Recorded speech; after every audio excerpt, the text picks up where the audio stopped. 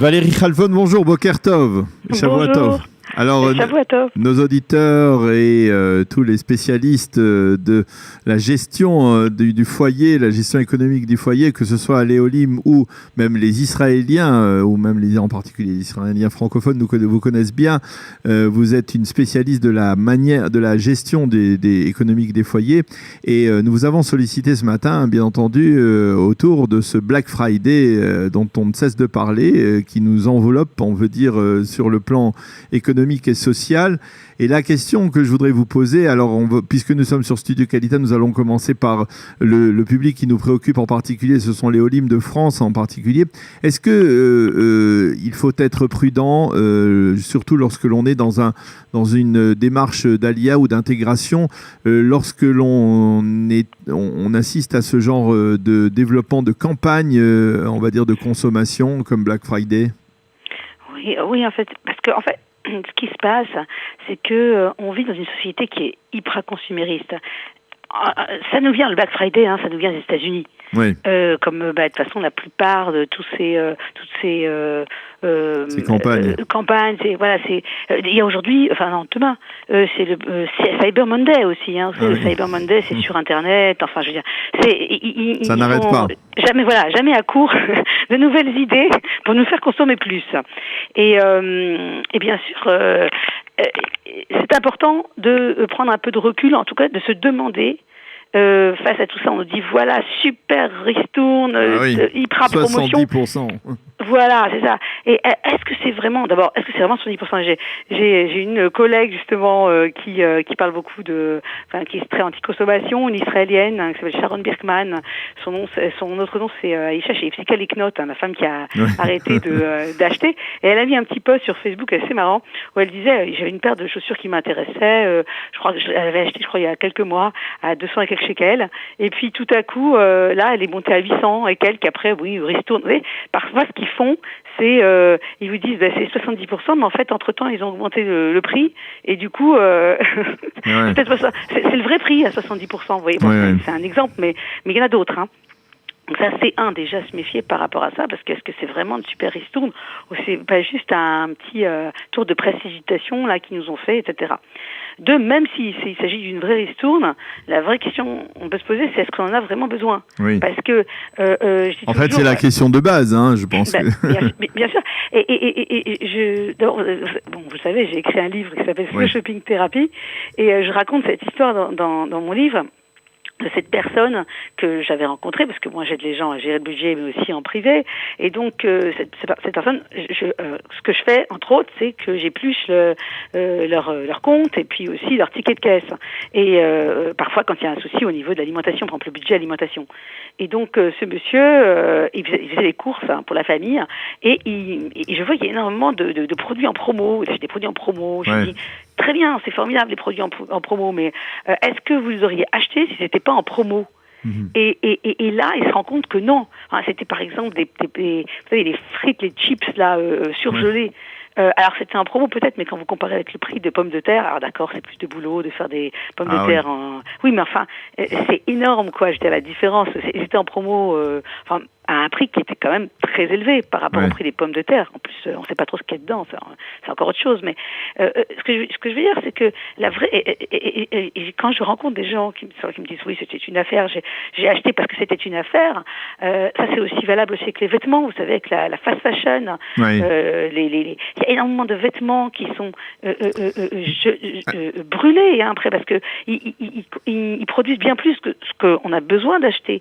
Donc en fait, c'est un truc de fou. Alors, je vais me faire un peu l'avocat du diable, c'est que parfois on a besoin de certains produits et finalement on risque de les acheter à un moment où le prix est peut-être le prix plein, et peut-être après on aura des regrets, d'une frustration de voir quelque part plutôt dans un autre contexte qu'on aurait pu l'avoir avec une certaine ristourne. Il y a aussi cette crainte quelque part, non? Alors justement, ça veut dire que si on a réfléchi avant à ce qu'on voulait acheter, si on se dit, bon, alors voilà, moi j'ai besoin de ça, est-ce que je l'achète maintenant ou est-ce que j'attends le Black Friday? Je dis pas qu'il faut pas acheter au Black Friday parce qu'il y a parfois des raisons intéressantes.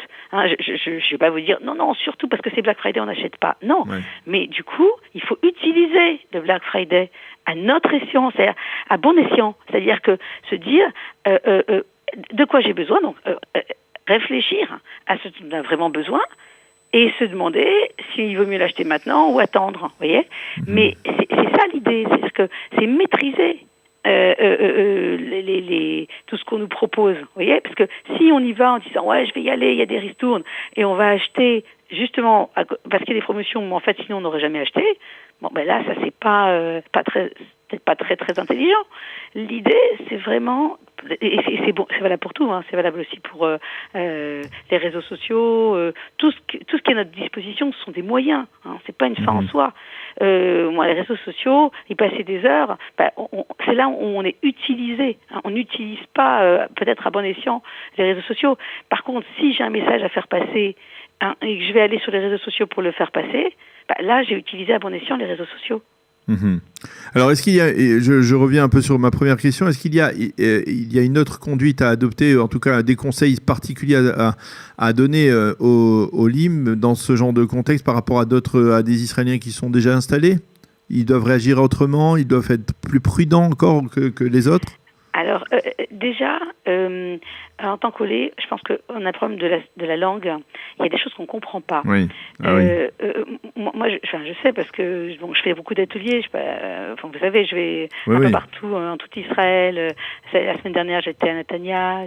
Les semaines qui sont passées, j'étais aussi à Rishon, à Jérusalem. J'ai donné une série d'ateliers.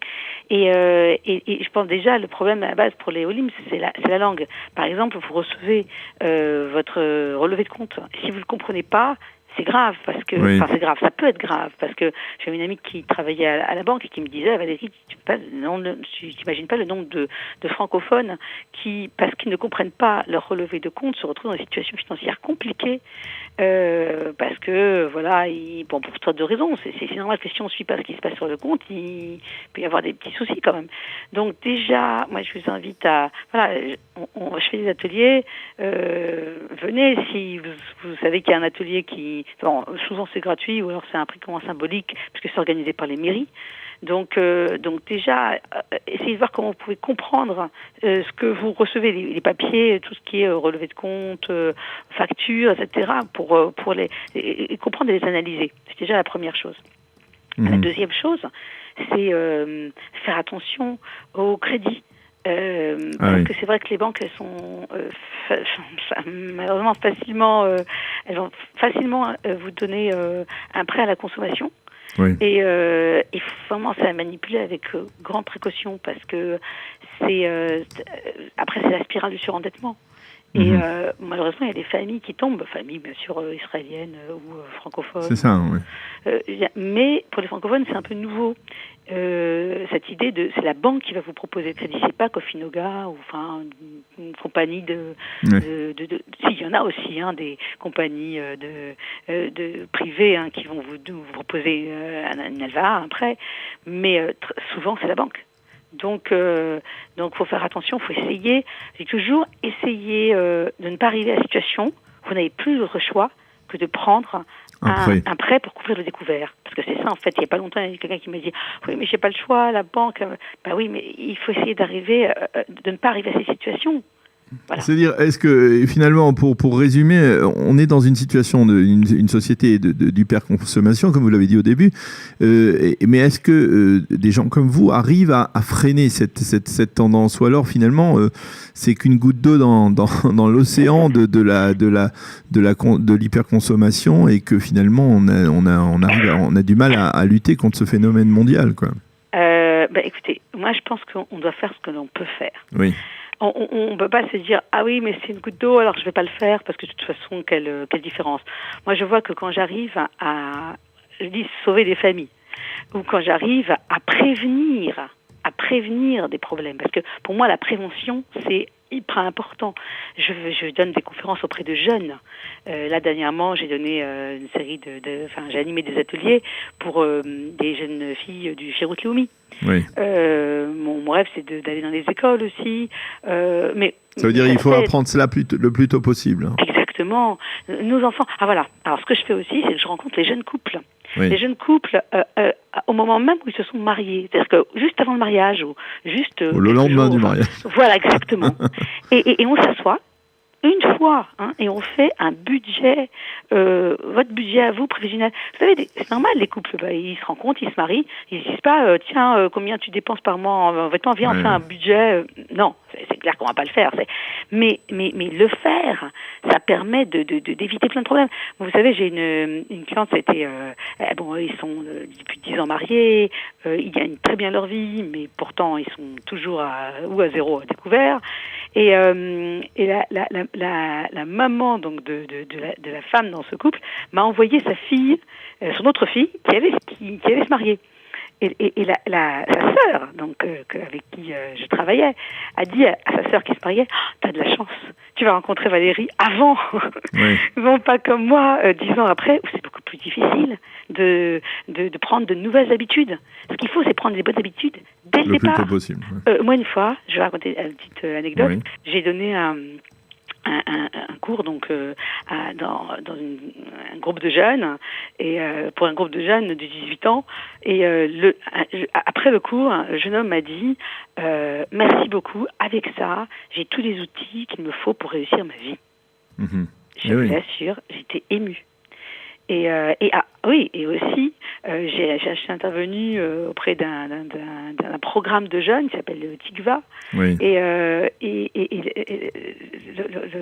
le Rav Mamoun qui m'a fait venir m'a dit, Valérie, sur les 12 personnes, enfin, je sais plus le nombre de personnes qu'il y avait, il y a 10 parents qui m'ont dit, qu'est-ce qui s'est passé avec nos enfants? Ils ont le temps de revenir un petit peu chez eux, ils font les courses, ils font hyper attention, c'est les rois du budget. Et puis lui, il leur a dit, il y a eu le cours de Valérie, ça a été le déclic. Alors, vous vous rendez... vous dites, c'est la tête la goutte d'eau, mais moi, si une dizaine de jeunes chaque année, et c'est plus qu'une dizaine de jeunes, je pense. Bien sûr. Donc j'influence pour le bien, des dizaines de jeunes et qui vont prendre dans la vie un autre départ. En tout cas, qui vont avoir les bonnes notions de budget, économique, de la famille, etc. Dès le départ, j'ai tout gagné, moi. Eh bien, merci beaucoup. Vous nous avez donné du courage et à nous appeler à gérer mieux notre budget, y compris face à ce type de campagne de consommation, donc comme Black Friday. Merci beaucoup, Valérie, d'avoir été avec nous ce matin sur Studio Kalita, et Shavua Tov. À bientôt. Shavua Tov, merci.